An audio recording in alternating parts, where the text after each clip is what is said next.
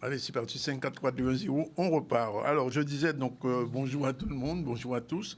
On va recevoir dans un instant Jean Dernaud, qui est le secrétaire général du SPEC. Bonjour. Bonjour, bonjour Canal 10, bonjour tous les Guadeloupéens. On parlera des débuts des épreuves de spécialité du bac sur 2 jours. Justement, Maxime Morel était sur place. Le forum des métiers itinérants du RSMA, aussi Maxime Morel, mobilisation des employés du Crédit Agricole, on en parlera. L'expo Femmes Sainte-Anne est terminée. On va dire deux petits mots là-dessus. Et puis, on va parler aussi de la libération du journaliste Olivier Dubois après 711 jours de captivité au Mali. Réaction des députés Serva, Giovanni, Califé, enfin Nadou, Maurice Cessé était sur place. Et puis, petite information qui avait peut-être échappé à beaucoup de Guadeloupéens.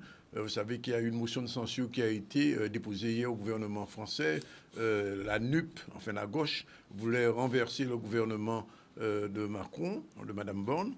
Et aussi, il y a eu d'un côté cette motion de censure et de l'autre, une autre motion de censure déposée par le Rassemblement national. Bien, j'apprends ce matin que Christian Baptiste a voté avec le Rassemblement national. Ça, c'est la Guadeloupe. Bref, alors, je vous l'ai dit, on va parler du début des épreuves du bac. C'est tout de suite le premier reportage avec Maxime Morel. Ça s'est quand même assez bien passé. Un stress général que j'ai pu observer à travers mes camarades. Donc oui, ça a été bien encadré. Les enseignants qui nous surveillaient étaient assez bienveillants. En tout cas pour moi et pour la majorité. Ça s'est bien passé, j'ai fait ce que je pouvais. Quand je suis rentré dans la salle, je me sentais vraiment pas bien. Mais après avoir passé l'examen en lui-même, on se dit que finalement, avoir que la moitié du cursus entier de terminale au bac, ça permet quand même de respirer un peu mieux. On a été prévenus, mais comme on avait l'habitude d'avoir les épreuves vers la fin d'année, donc certains élèves ont eu beaucoup de stress. Alors j'étais un peu stressé, mais après en voyant le sujet, j'étais plus rassuré. Et je me suis dit, allons-y et on va réussir. On connaît nos connaissances et ça va aller. On aurait préféré quand même passer les épreuves pendant le troisième trimestre, puisque d'habitude on passe toujours les épreuves en fin d'année. Donc on a plus de temps pour se préparer justement. Je trouve que c'est trop proche. Normalement le bac c'est plus vers juin, juillet et tout. Et je trouve que c'était trop précipité. On a 4 mois entiers avant la fin de l'année. Je pense qu'on pourrait quand même les pousser d'au moins un mois. Ça permettrait aux élèves de respirer un peu plus, de passer plus de temps sur leur révision. Franchement, sachant qu'on peut vraiment commencer à réviser à partir de janvier, parce qu'au début de l'année, on n'a pas assez de matériel pour pouvoir faire de vraies révisions. Avoir de janvier à mars pour pouvoir réviser, ce n'est pas assez. Jean Dernaud, réaction sur ça. Bien, réaction sur le bac en général. Alors moi, je suis assez d'avis des jeunes là, qui disent que c'est un peu tôt. De manière globale, la réforme, nous ne la comprenons pas. C'est une réforme qui est mal pensée, mal réfléchie. Alors, ils ont voulu simplifier le bac avec moins d'épreuves. Je ne vois pas qu'est-ce qui pourrait empêcher de mettre les 4 épreuves en juin. Le jeune a bien parlé, ça précipite. Les collègues sont à la course pour terminer les programmes. Ça coupe l'année en deux, puisque pour beaucoup d'établissements, on a été obligé de supprimer les cours pour les secondes et les premières, pour ces 2 épreuves. Donc on imagine à 2 semaines des vacances de Pâques, quelle démobilisation il y aura pour ces élèves de seconde et de première. Très sincèrement, ils auraient pu mettre ces épreuves de spécialité en juin, tout simplement, comme ils l'ont fait l'année dernière à cause du Covid. Mais on a vu que de toutes les manières, le Covid a quand même beaucoup infléchi cette réforme. Alors pourquoi pas ça ? 4 épreuves en juin, je ne vois vraiment pas quel aurait été le problème. Donc les 2 spécialités, la philo et le grand oral, tout ça aurait pu se faire très très bien en juin. Alors, au cours des semaines passées, par rapport au problème de la retraite, mais pas seulement, il y a eu beaucoup de mobilisation des enseignants, notamment sur des fermetures de postes. Est-ce que ce problème-là est toujours d'actualité? Est-ce qu'il est réglé ou bien pas? Pas du tout, il n'est absolument pas réglé. Je dirais que c'est toujours les 131 postes que la Guadeloupe perd. Je rappelle qu'il s'agit de 106 postes au second degré. Ces 106 postes-là correspondent à 21% en gros des postes supprimés dans le second degré en France. La seule académie qui perd plus de postes que nous, c'est Paris. Sinon, on est l'académie qui perdons le plus de place dans le second degré. Alors nous sommes très très mobilisés et remontés contre ça. Bon, la conjoncture ne permet peut-être pas de le montrer assez dans les rues, puisqu'il y a le bac, puisqu'il y a aussi le problème de la retraite qui prend le dessus avec le calendrier national, avec des jours de manière épisodique. Alors tout ça bien entendu, peut-être prend le pas sur la question des postes. Alors sur la question des postes, nous sommes absolument radicalement contre. Nous sommes mobilisés pour. Nous avons sollicité les parlementaires, nous avons sollicité les présidents de collectivités sur cette question-là. Ils nous ont reçus d'abord en CTAP et puis ils nous ont entendus aussi un peu plus tard puisqu'ils doivent avoir une rencontre avec une commission interministérielle. Je pense que ça a dû déjà être fait ou c'est en cours, ça devait se faire en avril. Donc voilà, donc on attend les réactions et les résultats du travail des politiques. Vous savez que le ministre de l'Éducation est prévu en visite en Guadeloupe. Alors on a entendu ça.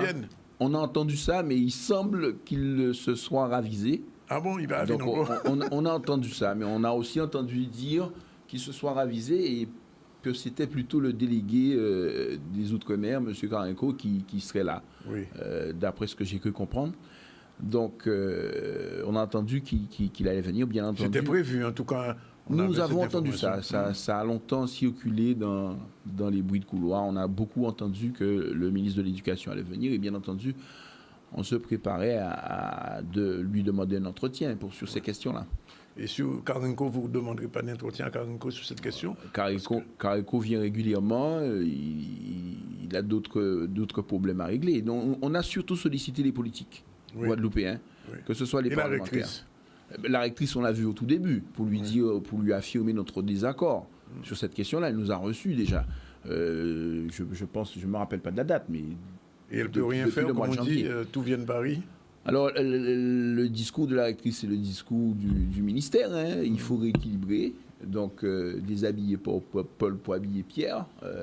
On est une académie surdotée. Mais ils ne prennent pas en compte... Surdotée? Oui, surdotée, selon eux, et qu'ils rééquilibrent en nous prenant dans nos moyens, puisqu'on a trop de moyens, pour les répartir ailleurs. Mais ce n'est pas notre point de vue. Nous pensons que la Guadeloupe ne peut pas... l'Académie de Guadeloupe a une singularité. C'est une des rares académies archipélagiques où nous avons des petites îles comme les Saintes, comme des Irades, qui font que leur moyenne ne peut pas convenir, leur calcul arithmétique ne peut pas convenir en matière de nombre d'élèves par rapport au nombre de professeurs. On a des classes de 8 élèves, par exemple, à Terre de Haut. Il faut bien comprendre que quand on a ça, automatiquement, sur le continent Guadeloupe, on aura des moyennes plus fortes. Oui. Donc il y a cet aspect-là, mais il n'y a pas que ça. Nous avons quand même des singularités avec des élèves allophones qui ne parlent pas français d'origine.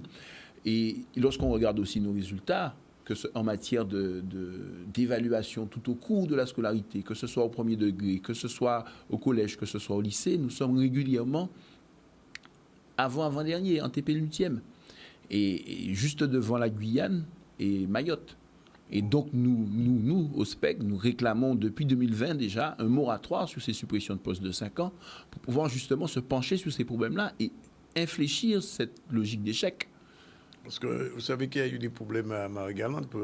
Les étudiants, les élèves étaient mobilisés la semaine dernière parce que les conditions d'apprentissage sont très médiocres là-bas aussi. Oui, j'ai entendu parler de ça. Et il y a un deuxième problème qui se pose, c'est que Marie-Galante, on va rassembler les 3 collèges dans un seul collège. Alors là encore, c'est des logiques économiques. Il faut bien comprendre que tout ça, ce ne sont pas des logiques pédagogiques, ce ne sont pas des logiques de réussite, ce sont des logiques économiques. Et nous ne pouvons pas accepter ça. Oui. Mais alors, les syndicats, d'une manière générale, parce que bon, vous êtes plusieurs, il y a le SPEC, mais enfin, il y a d'autres syndicats. Est-ce qu'il y a, j'ai envie de dire, un mouvement d'ensemble sur ces questions-là? Alors, on a eu un mouvement ou un certain nombre de mouvements ensemble ces derniers temps, mais nous, en tout cas, nous n'avons pas pour habitude de suivre automatiquement les mots d'ordre nationaux. Nous ne croyons pas en des épisodes journaliers. De mouvement. Nous pensons que lorsqu'il faut se mobiliser sérieusement tant qu'on n'a pas de résultat. La conjoncture, malheureusement, ne s'y prête pas. Ouais.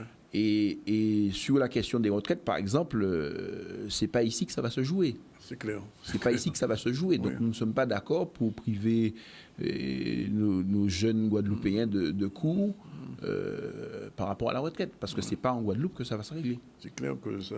Mais alors, l'autre question qui s'est posée à un moment, je me souviens la dernière fois qu'on s'était vu, c'est la question de l'enseignement du créole en Guadeloupe, ça s'améliore? Alors, il y a des progrès, mais il y a encore beaucoup de choses à faire dans le créole. Beaucoup de choses à faire. Il y a encore certains chefs d'établissement qui sont assez réticents. Toujours. Pour qu'il y ait du créole dans l'établissement, pour que le créole soit une LVB, troisième langue, ou même deuxième langue plutôt. LV2. Pour que le créole soit aussi une spécialité dans le nouveau bac. Oui. Certains chefs d'établissement sont encore réticents, mais il y a des progrès. On ne peut pas dire que les choses n'avancent pas. Il faut continuer à se battre. On a des classes bilingues au premier degré. Donc, je pense qu'il y a encore du travail à faire, et pas seulement au sein de l'école, mais même au niveau universitaire, parce que le créole est une jeune langue qui ne demande que de grandir. Oui. Alors, l'autre question, c'est la question des programmes scolaires. Depuis des années, j'entends, que ce soit au SPEG, à l'ancien GEG, etc., la question se posait sur les programmes scolaires, faut-il les remanier, les rendre un petit peu plus conformes à notre réalité? Est-ce que ça avance à ce niveau-là? Alors, moi, je ne peux pas dire ça qu'a avancé. Parce que Blanquer, par exemple, il fait en sorte qu'il y ait moins possibilité d'utiliser texte Caraïbes, texte en nous, Adam. Comment il décide ça? Il décide au Théo? Non, c'est-à-dire, j'en ai fait, mais il revient dans des fondamentaux français. Ouais. Il peut permettre plus difficilement nous utiliser texte en nous. Ouais. Texte à maquet en nous. En région, non? En région, nous, Caraïbes et Guadeloupe, Martinique en général. Donc, nous ne pouvons pas dire que ça, si question là, ça, nous avancer. Alors, si par contre, en histoire, nous avancer qui fait, c'est-à-dire, ni des paragraphes clairement mettés dans le nouveau programme là, ça, ou on peut parler des 67, ou on peut parler des Lobitins récents, donc des adaptations, et en plus, dans paragraphe à histoire là, ça, il y a aussi parler des Martiniques, à pas rien qui de nous. À part pour ça, c'est Timouna qui attend de parler de ça en l'école là. Parce qu'il y a une réticence vis-à-vis des gens même qui ont fait l'école là. C'est ça, parce qu'est-ce qu'il y a un problème là aussi, pas des professeurs aussi? Mais pour continuer, si ça va dire là, donc nous avons pensé que plus que jamais il est nécessaire pour que l'école là semble nous. Ouais. Que jeunesse en nous connaître histoire, connaître qui moun yo yé, sans pour autant yo pas connaître les autres. Il faut nous partir de ça, nous yé, pour nous aller vers l'universel. Ouais. Et moi, je pense que ça hyper nécessaire que tout le monde nous connaisse des grands noms qui étaient en pays là. Comme par exemple Mortenol, ils connaissent Mortenol qui pour section criminelle, mais ils ne connaissent pas Timouni Mortenol. Ça, c'est des exemples. Ouais. Même ou comment n'importe qui Timouni sorti passer par Timouni Delgrès, il passe cet impétit. Nous pouvons faire un sondage sur ça. Hein. Ouais. Et pourtant, nous ni le boulevard des Hauts, nous ni le MAC. Mais alors, est-ce que le problème là, c'est le ministère de l'Éducation nationale français, ou bien c'est aussi les professeurs et les maîtres de l'école Guadeloupe qui peuvent faire travail là? Alors, il n'y a pas problème là, ça. Mais par ailleurs, il faut nous aller plus loin, parce que si nous regardons l'école française qu'on y est là, il y a terre. Oui. Nous voyons les derniers tests, la France était en mathématiques. Il était derrière, on le pays, on voit ça. Avant-dernier. Ouais. Avant-dernier. Ouais. Pour les pays de l'OCDE, dernier pour l'Europe. Oui, ça. En mathématiques. Ouais. Donc, nous savons ça. Donc, il ne faut pas nous qui compte. Là, on a un bateau qui a coulé. Il faut prévoir. Ouais. Alors, nous, en plus, si nous n'avons pas dans l'école là, ça pas à 100 mieux. Donc, on peut imaginer qu'il est taillé. Moi, personnellement, nous, au SPEC, nous avons gommé pour que l'école là somme petit nous et hyper performante. Donc, nous d'accord pour que ces programmes-là adaptés pour que nous mieux réussir à l'école. Parce que l'autre problème qu'il a posé là aussi, et vous êtes ça, c'est d'avoir, on est de plus en plus de blancs français qui viennent faire l'école pour tout le monde Guadeloupe aussi. Et ils n'ont pas à maîtriser le langage guadeloupéen là. Alors, question là, ça aussi, d'après moi, importante. Nous pas dit qu'il ne faut pas ni monde de qui viennent faire l'école bâtiment dans nous. Mais particulièrement pour ça qui est l'école, l'école Mabo et l'école primaire, forcément à ça, ni on intérêt et en formation à qui le tient nous, à qui nous y qui gens nous cadencer qu'on dit faut forcément à ça intéresser, il faut pas y fermer à ça nous y pour y payer et lever Timonan. Alors, ça c'est un problème politique, mais il est toujours qu'à poser. Est-ce qu'on syndicat comme le SPEG, par exemple, j'ai senti toutes les problématiques que j'ai soulevées, j'ai levées, ça n'y a écho côté ces politiques en nous là? Suffisamment. Est-ce qu'il y a assez? Est-ce qu'il y a quoi faire assez? Est-ce qu'il faut bailler encore petit moins plus ballon pour faire plus? Si on voit que très mobilisé à ces retraites en France, mais on pas de parler des problèmes à l'école. Hein. Alors, ça qui dit aussi ça, on ne peut pas dire vraiment. On sait que dans ces TAP là notamment, moi permettre moi aller loin et dire qu'on sait que l'école française à terre et que dans ça nous avons payé les pots cassés encore plus mal et on dit ni ambition. On demande ni ambition, on dit a pas rien qui et les murs pour yo faire l'école là. Faut yo penser l'école là et que même si yo veut pas bouger en matière de statut, yo peut demander habilitation dans le cadre de 73. Et on dit faut pas yo paix ambitieux pour tout monde en nous, pour l'école en nous. Ouais. Mais ça veut dire que vous autres l'élément faut vous autres. Alors mais c'est une question éminemment politique. Oui. Si nous décidons nous prendre l'école là en main, c'est une question éminemment politique. Donc, il peut ni courage lancer combat là ça. Et à partir du moment où nous gagnons, il y a des gens qui connaissent l'université qui a décidé, puis qui a fait, ça y a fait. Oui, parce que nous avons notre problématique. On va dire qu'on fait l'ensemble, mais regardez petit point, c'est ça que les décrochés, ni de plus en plus de monde qui a quitté l'école là, ils n'ont pas envie de revenir. Est-ce que c'est parce que l'école là pas intéressant? Est-ce que c'est parce que ni d'autres problèmes en société là qui a fait petit monde laguer comme ça? Alors ni plein fléau en société là qui a fait ces petits monde à décrocher, notamment les réseaux sociaux, tous ces bitins là, ça, les addictions, quel que soit ça yoyé. Mais d'après mon premier bitin là, c'est que si l'école a été cassée mieux, ça t'est déjà mieux. Si l'école a été cassée l'école, parce que pour le moment il casse mon CLSH. Peut-être ça t'est mieux aussi. Ah bon, il casse mon CLSH. Mais oui, pour le moment, c'est mon CLSH. Ouais. Parce que d'après moi, le cas y a dans bitin, on a trouvé bitin là, c'est au lieu ou pas apprendre un couillonnade. Ou pas apprendre un couillonnade. OK, d'après moi, c'est une des premières raisons à décrochage là.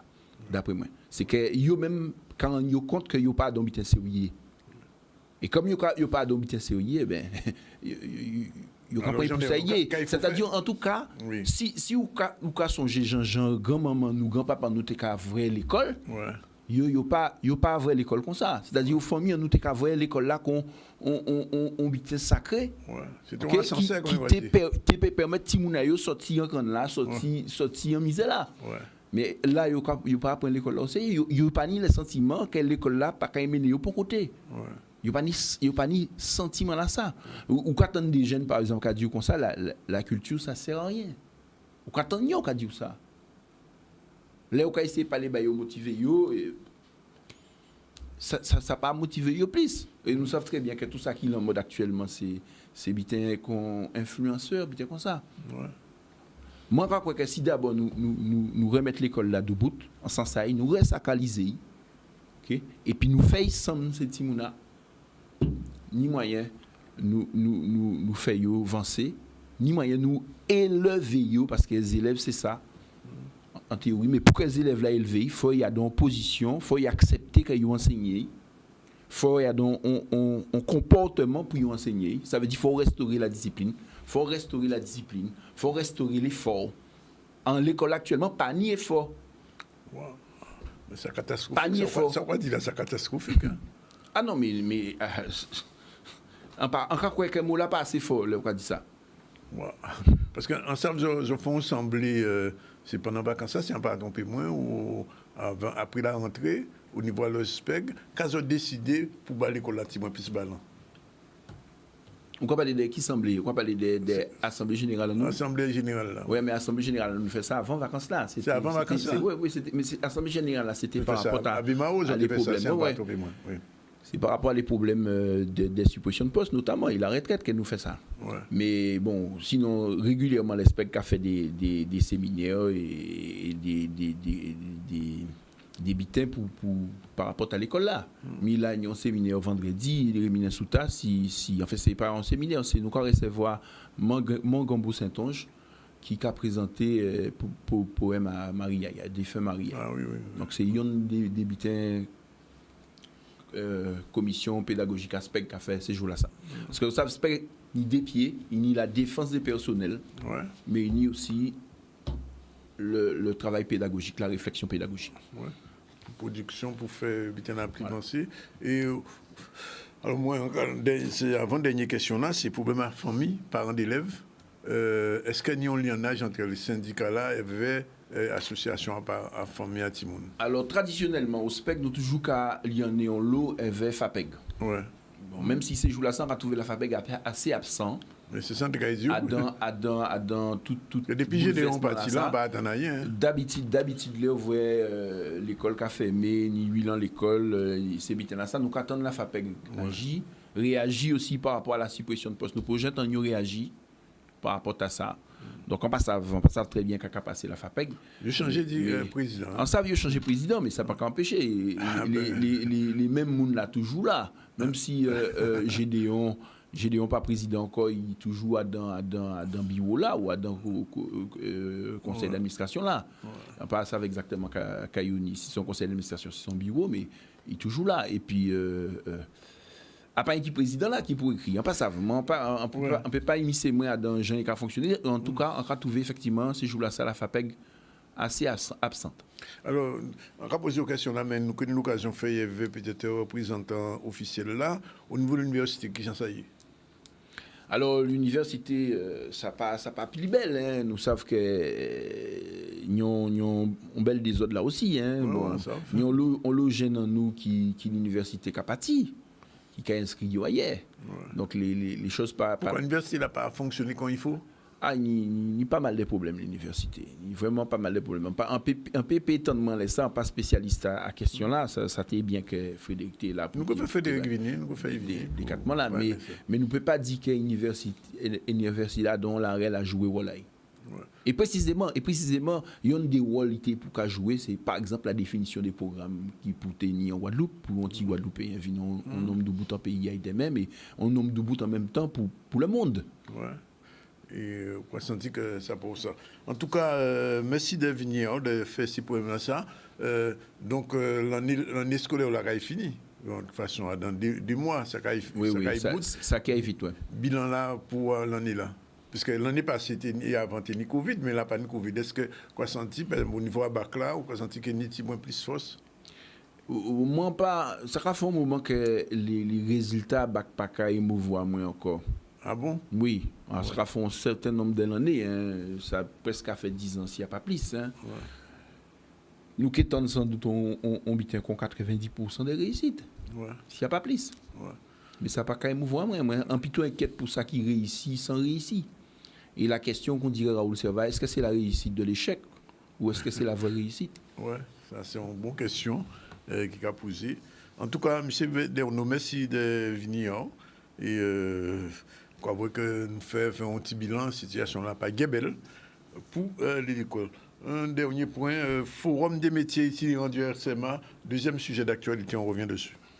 Le régiment du service militaire adapté de la Guadeloupe va réaliser un forum itinérant donc du 20 au 23 mars dans différentes communes de Guadeloupe. Donc aujourd'hui le 20 nous sommes sur la commune de Basse-Terre, donc de 9h à midi sur l'esplanade de la mairie et de 14h à 20h au niveau du gymnase de Rivière-des-Pères. Mais le 21 nous serons également sur la commune de Sainte-Rose, le 22 sur la commune du Moule et le 23 sur la commune des Abîmes. Durant ces journées, en fait, donc, nous avons les différentes compagnies de formation professionnelle qui se sont déplacées et qui ont mis en place des petits stands. Donc, comme vous pouvez le voir derrière moi, nous avons également le food truck qui est un outil pédagogique du régiment qui permet aux agents de restauration d'apprendre à employer un food truck dans leur cadre de leur future insertion. Voilà, donc actuellement, il faut savoir que le régiment est dans des phases de recrutement. Nous recherchons des agents de service, de restauration, dans l'hôtellerie, dans le tourisme, des agents de sécurité, des maçons, des carreleurs. Le régiment du service militaire adapté recrute 600 jeunes par an, donc qui ont entre 18 et 25 ans. Le but de nos formations, c'est de permettre aux jeunes d'avoir une insertion avec un taux de réussite à 80%. Il y a 70% des jeunes qui viennent chez nous qui obtiennent le permis véhicule léger également. Il est important qu'on continue d'exister sur l'ensemble du territoire et que la jeunesse puisse venir directement rencontrer nos cadres et nos jeunes. Parce qu'il faut savoir que durant ces journées, il y a les formateurs qui sont présents, mais on aura également des jeunes qui sont en phase de formation et qui peuvent permettre d'avoir un échange concret pour les gens qui seraient intéressés par une formation au SMA. Voilà, c'est déjà l'heure de la première pause dans le ZCL. On se retrouve tout à l'heure avec Mme Rémi B, avec elle on va parler de l'Association française des diabétiques. C'est un problème qui est assez grave dans notre pays. À tout de suite. Voilà, nous sommes de retour sur le plateau du 7CL News. Dans un instant, nous allons recevoir Mme Rémi B. Bonjour. Bonjour. Avec elle on va parler d'une action qui se fait pour les diabétiques, c'est ça?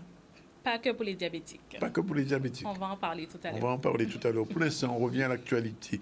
Hier, les employés du Crédit Agricole étaient mobilisés. Pourquoi? Parce que vous savez que le directeur de la Fédération des Crédits Agricoles était venu en Guadeloupe pour une opération qui se fait chaque année, puisque c'est l'Assemblée Générale. Et donc, les salariés du Crédit Agricole ont profité pour essayer de rencontrer le grand patron et lui poser les problématiques qui se posent justement dans le fonctionnement du Crédit Agricole, puisque vous le savez, depuis quelques semaines, depuis quelques mois même, il y a eu des problèmes de harcèlement, mais pas que. Et les salariés du Crédit Agricole étaient mobilisés. Reportage Maxime Morel. Nous sommes mobilisés ce matin parce que nous voulons dénoncer, comme nous l'avons déjà fait depuis plus d'une dizaine d'années, en faisant des courriers autant au directeur du Crédit Agricole qu'à la direction de CASA pour expliquer les conditions délétères dans lesquelles nous travaillons. Faut savoir qu'il y a beaucoup de collègues qui sont en burn-out. Il y en a qui subissent de la pression, qui sont stressés. Et la deuxième chose, nous sommes aussi là pour dénoncer des choses qui se passent par rapport aux résultats de l'entreprise. Il semblerait qu'il y ait des suspens d'un certain montant qui sont passés sur l'exercice 2022 et qui a un impact sur notre intéressement. La direction, c'est la problématique. Aujourd'hui, nous avons une direction qui n'entend pas les syndicats, qui ne négocie pas et qui refuse de voir la réalité. Ça veut dire les conditions délétères que nous avons dans l'entreprise. D'ailleurs, il faut savoir qu'il y a bon nombre de collègues qui ont été licenciés pour inaptitude et aussi des ruptures conventionnelles ainsi que des démissions. Mais à ce jour, nous sommes sans réponse de la direction. Alors récemment, nous avons demandé un rendez-vous à cette direction et nous avons eu un refus. Donc ce n'est pas, comme le dit la direction, nous ne sommes pas dans un esprit sain.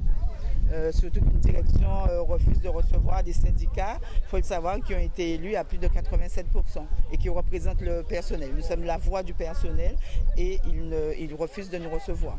Pour aujourd'hui, nous manifestons ce matin. Je ne peux pas vous en dire plus pour l'instant. Ce que nous souhaitons, c'est qu'on soit reçus. Nous profitons de la venue du président, M. Lefebvre de CASA, pour justement demander une rencontre. Et nous espérons que nous l'aurons. Voilà, finalement, les salariés ont pu rencontrer le directeur général. On va partir vers Paris. Pourquoi? Parce que vous savez qu'il y avait un journaliste martiniquais qui travaillait à Libération, qui travaillait au Point, qui était pris en otage, kidnappé depuis plusieurs mois. Et donc, il a été libéré hier en Niamey, au Niger. Il est arrivé ce matin à Paris. Il s'appelle Olivier Dubois. Il y a eu beaucoup de manifestations en Martinique, peut-être moins, peut-être en Guadeloupe, mais beaucoup en France, pour exiger sa libération. Finalement, c'est fait. Reportage tout de suite avec Maurice Cessé depuis Paris. On regarde. Ouf de soulagement en Martinique depuis l'annonce de la libération de notre confrère Olivier Dubois, otage au Sahel depuis 2021. Le journaliste français indépendant avait été enlevé à Gao, dans le nord du Mali, le 8 avril 2021, soit 711 jours de captivité. Réaction de quelques élus interrogés à l'Assemblée nationale. Bonheur, vous avez dit martiniquais, je dirais français. Presque 2 ans que ce journaliste français était retenu au Mali. On a eu l'impression à un moment donné que l'État ne s'en souciait pas comme pour les autres journalistes. C'est peut-être une impression. Le fait est que c'est souvent compliqué, que l'idée c'est qu'ils restent en vie et qu'ils soient aujourd'hui libérés. Nous, parlementaires, nous avons pris des initiatives. J'ai eu à signer des tribunes, des actions. Je me félicite de cette libération. Je pense à Olivier Dubois aujourd'hui, je pense à sa famille, je pense à ses amis, je pense à vous, journalistes. C'est un signal aussi que vous pouvez mener à bien vos investigations partout dans le monde sans risquer votre vie et votre liberté. Écoutez, c'est un soulagement et j'imagine à quel point ça peut l'être pour sa famille, tout d'abord ses amis et ses confrères. Donc c'est un véritable soulagement pour tout le monde, pour la Martinique aussi, pour toutes celles et ceux qui ont suivi tout cela, plus de 700 jours, vous l'avez dit. Et aussi, ce sont des remerciements pour celles et ceux qui ont participé à sa libération. La France a fait son travail, il faut le dire. Et puis aussi des associations qui ont toujours été là. Je pense à SOS. Grosse mobilisation. Il y a une grosse mobilisation. Je pense à SOS Otages. Je pense aussi à des communes, notamment la ville du François, qui a fait aussi une action. Et nous avons eu nous-mêmes une réaction, on va dire, de soulagement. En même temps, une réaction, on se dit enfin, parce que c'était le seul otage, et on avait pu comprendre à un certain moment que l'essentiel n'était pas fait pour sa libération. Nous avons eu à nous manifester aussi, tantôt à le dire partout où nous étions, et aujourd'hui il est libéré. C'est la bonne nouvelle de ce jour, on va dire. C'est la bonne nouvelle pour les Antilles, pour la nation, pour le monde des médias, mais aussi pour le monde de la liberté. Un journaliste qui fait son métier est libre. Il pourra entrer désormais aux côtés de ses parents, aux côtés de sa famille. Moi, je suis très heureux pour Olivier Dubois, pour sa famille, pour ses collègues, pour aussi les Martiniquaises et Martiniquais, les franciscains et les franciscaines. Je tiens à saluer vraiment cette avancée. Et je tiens également à saluer à la fois les actions menées par un certain nombre de personnes. Je pense à des journalistes comme Peggy Saint-Ville de RCI. Je pense aussi à des élus comme le maire du François, Samuel Tavernier, ou encore mon collègue député Giovanni William. Je pense aussi à toutes les actions menées par un certain nombre de municipalités. Voilà, Olivier Dubois donc, a pu retrouver sa famille. Il va être pendant quelques jours, comme on dit, en débriefing, puisque les services français, bien évidemment, vont essayer de savoir comment ça s'est passé, sa prise en otage pendant plus de 700 jours. Et après, on espère qu'il pourra reprendre son job à Libération. C'est un journaliste qui avait l'habitude justement de faire des reportages. Il était au Mali quand il a été arrêté. On revient à l'actualité de la Guadeloupe avec le finissage de l'expo qui se tenait à Sainte-Anne. C'est une expo sous le collectif Femmes. C'était par rapport à la journée de la femme, puisque vous savez, le 8 mars, c'était la journée de la femme. Mais on a toujours qu'à dire que la journée de la femme, pas un seul jour, c'est tout le temps. N'est-ce pas, madame Effectivement, c'est tous les jours. Elle est d'accord. Et donc, on regarde un petit peu ce reportage de Sainte-Anne, Vianney Valverde. C'est parti. Nous sommes aujourd'hui au Centre culturel de Sainte-Anne, en plein dans une exposition réalisée dans le cadre de la Journée internationale des droits de la femme. Alors, c'est une exposition d'une vingtaine de femmes et quelques hommes, mais une exposition qui met en exergue vraiment l'art au service de la défense des droits, l'art contre toute forme de discrimination, l'art qui résiste et qui parle, l'art qui est au service des combats que mènent les femmes. Je pense que l'artiste, et là nous avons une excellente preuve, l'artiste doit mettre son œuvre au service de nobles causes. Et c'est une illustration parfaite de ce que je viens de dire. Et aujourd'hui, après une quinzaine de jours d'exposition, c'est ce qu'on appelle communément un finissage, c'est-à-dire la fin. Toutes les bonnes choses ayant une fin, aujourd'hui c'est la fin. Et nous avons une fin particulière, puisque les artistes ont accepté de recevoir le tout public et de mettre en place un certain nombre d'ateliers. Et des gens comme ça viennent, choisissent un atelier, se mettent à s'essayer à l'art. J'ai fait un petit atelier fleurs-papier. C'est en fait lors du vernissage, j'ai offert des petites fleurs, des petites roses en papier à toutes les femmes. Et du coup, c'est un clin d'œil. J'ai commencé comme ça l'exposition, je la finis en apprenant aux autres à faire les fleurs. C'est satisfaisant, pas mal de monde, autant locaux que touristiques. Il y a une super cohésion au niveau des artistes, super bonne ambiance. Les œuvres allaient très très bien les unes avec les autres. Le thème, on l'a vraiment retrouvé et très heureuse de l'avoir faite. L'idée d'être sur des collectifs comme ça où on partage des visions qui sont différentes est extrêmement enrichissante pour chacun d'entre nous parce qu'on a à la fois des techniques de peinture qui sont différentes, des regards différents sur le même thème qui est celui de la femme qu'on a voulu mettre en avant sur ces 15 jours et qui doit rester de toutes les manières toute l'année en avant. Le thème de la femme, c'est quelque chose que j'aborde déjà dans mes toiles depuis quasiment tout le temps. Hein. Ma première toile, c'était un essai de Alicia Keys que j'avais essayé de faire. Donc, c'est pour te dire que la femme, c'est récurrent chez moi dans mes productions. L'origine de l'humanité, c'est l'Afrique. Donc, mon regard se tourne un peu plus vers des toiles comme ceci, à connotation un peu extérieure, quoi, étrangère. Voilà, une très belle exposition qui était terminée la semaine dernière. Voilà, on revient donc à notre invitée, Madame Rémi B. Bonjour, bonjour. Et vous allez nous parler un petit peu de cette manifestation prévue jeudi. Voilà, donc je me présente, je suis Madame Bérémy, je suis secrétaire et bénévole, patient expert au sein de l'Association française des diabétiques de la Guadeloupe. Oui. Donc, pour rappel, notre association a été créée en 1983 de la volonté de soignants et de patients qui désiraient améliorer la qualité de vie des personnes atteintes par la maladie. Donc, notre objectif est d'améliorer la connaissance des Guadeloupéens sur le diabète.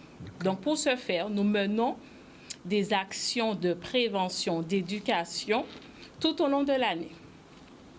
Je vous informe que l'AFD, la ville de Bémaro, la Mutualité française et le Centre social Moudong ont le plaisir de vous inviter à participer au dépistage en quartier qui aura lieu le jeudi 23 mars de 8h30 à 11h30 au centre social de Moudong qui se situe à rue Isirin-François en face du lycée de Bel-Air à Bémaro. Au programme, il y aura des stands de dépistage, d'information et de conseils sur plusieurs thématiques. Le diabète, l'alimentation, la santé sexuelle, le cancer, l'audition et la sécurité routière. La participation est libre et gratuite. Ne ratez pas cet événement. Vous êtes attendus nombreux. Soyons acteurs de notre santé.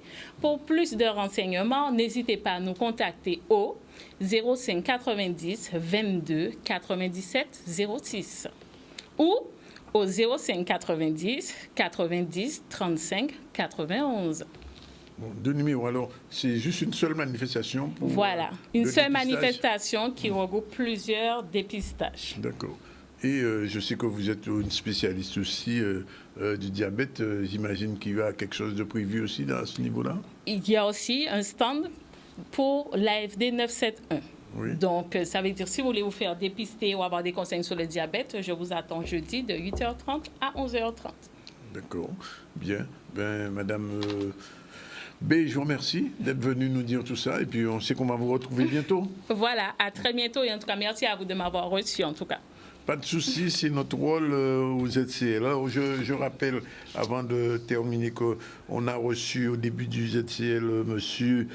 Jean Dernaud, qui est secrétaire général du SPEG. Avec lui, on a fait un petit peu le point sur la situation de l'éducation en ce moment, le nombre de postes qui vont disparaître en Guadeloupe, près de 121 postes. Et là aussi, il a expliqué comment les enseignants, les politiques se sont emparés du dossier. Pour l'instant, pas de réponse. On a aussi parlé de la visite éventuelle de Papendiaï, le ministre de l'Éducation, le ministre français de l'Éducation. Finalement, c'est Karenko qui arrivera cet après-midi, qui fera 3 jours de visite ici avec un Roland culturel, mais aussi on rencontrera les gens du SMEG. On a parlé donc bien sûr du début des épreuves de spécialité du bac sur 2 jours. On a vu que les gamins ne sont pas trop chauds sur ce qui se passe en ce moment, puisqu'on a avancé les dates du bac, des épreuves de spécialité. Et M. Dernaud nous disait qu'en fin de compte, on aurait pu très bien garder ça au mois de juin, puisque les gamins n'ont pas eu tous l'opportunité de pouvoir tout réviser. Forum des métiers itinérants du RSMA, on a fait un point là-dessus. La mobilisation des employés du Crédit Agricole, très important, puisqu'au sein du Crédit Agricole, il y a un certain nombre de problème qui se pose depuis plusieurs années et semble-t-il, la direction du Crédit Agricole ne veut pas recevoir les syndicalistes et donc comme le directeur général du Crédit Agricole de France était en Guadeloupe, c'était l'occasion de Tequin-Béi Tibouin pour te discuter avec. On ne sait pas encore quel a été le résultat de ces rencontres. Et puis nous sommes allés à Paris pour parler de la libération d'Olivier Dubois. Olivier Dubois, c'est ce journaliste martiniquais qui était depuis plus d'un an et demi, 711 jours exactement, emprisonné par des islamistes. En fin de compte, il a été libéré hier à Niamey, il est arrivé à Paris ce matin. Sa famille respire, sa commune d'origine, Robert aussi, on respire et les journalistes aussi sont contents de savoir que ce journaliste a pu s'en sortir. Vous avez vu des réactions des politiques. Je rappelle l'information que j'ai donnée en début de journal. Je le redis, il y a eu hier une motion de censure, 2 motions de censure qui ont été présentées à l'Assemblée nationale française. L'une par un groupe transversal, le groupe Lyot, dont fait partie Max Mathiazin et aussi Olivier Servat qu'on a vu tout à l'heure. Et puis il y avait aussi un autre groupe, une autre motion de censure présentée par le groupe Rassemblement National, c'est-à-dire le Front National. Et à notre grande surprise, on a appris que le député de la Guadeloupe, je vais parler de Christian Baptiste, a voté sur le groupe du Rassemblement National. Quand M. Baptiste sera ici, nous aurons l'occasion de lui demander pourquoi. Et puis, venons terminer avec Mme Rémi B, qui est secrétaire bénévole de l'association des diabétiques, c'est ça? Oui, exactement. Des diabétiques de la Guadeloupe, il faut préciser. Voilà. Oui, et qui nous invite à un dépistage en quartier, jeudi 23, à partir de 8h. 8h30 pour 11h30. Ce sera au centre social de Moudong. Est-ce que vous êtes concerné par le diabète? Eh bien, justement, c'est l'occasion de le faire, on puisse le savoir, puisqu'on sait qu'il y a beaucoup de diabétiques en Guadeloupe, j'imagine, Madame B. Effectivement. Oui. Et donc, c'est un dépistage qui est gratuit? Exactement.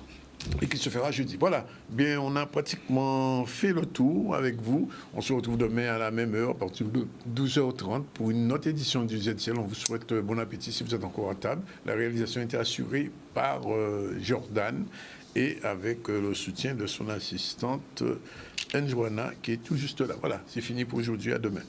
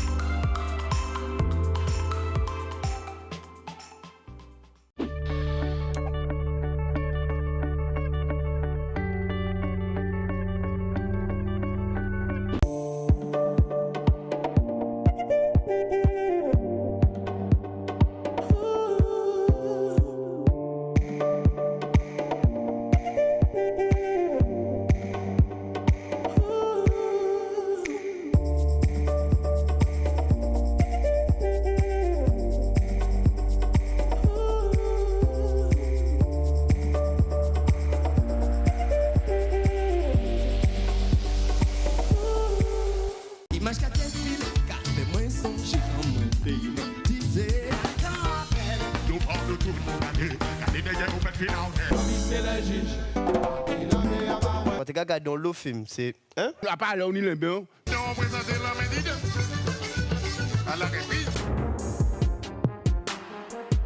It's always move to the left, move to the right, and it's some music. It's music, but it's keeping. Ooh.